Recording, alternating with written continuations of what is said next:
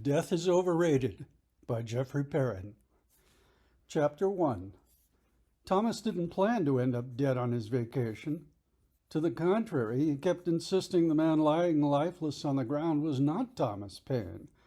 Couldn't be, since he was.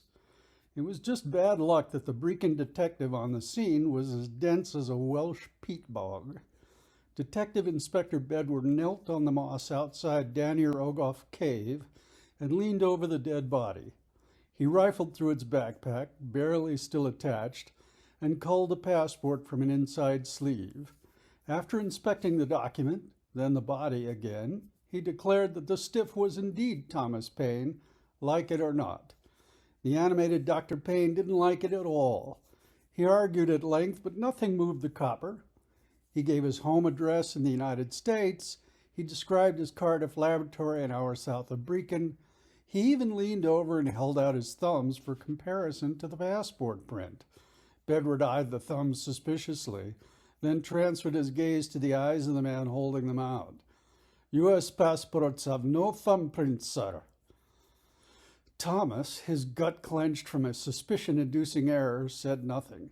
The inspector closed one eye and clamped his mouth, his lips forming two lines devoid of nuance, like his thinking. After all, why should he doubt? He had Thomas Paine's passport in hand, taken right off the body, and the victim's face, the half still intact after an apparent fall from the cliff above, matched the photo pretty well. He'd even bet his partner that the lab would say the thumbprints matched. He laid the passport on the body and leaned over. "Do you mind?" he asked, snatching one of Thomas's still proffered thumbs. He pressed this digit to his ancient field-issue ink pad, then pushed it onto a small white card. "It pays to be sure," he always said. He didn't offer an alcohol wipe as he closed the pad and put it back in his pocket along with the card. He ignored his partner's sneer as the junior inspector wagged the biometric tablet like a fan. "Never trust 'em," Bedward growled.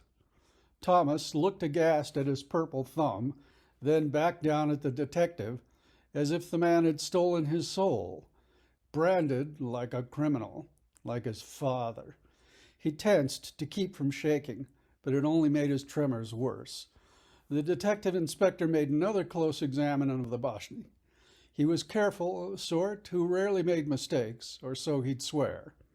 By contrast, Detective Sergeant Bevan, now taking down accounts from the milling spelunkers nearby, swore often, in both senses.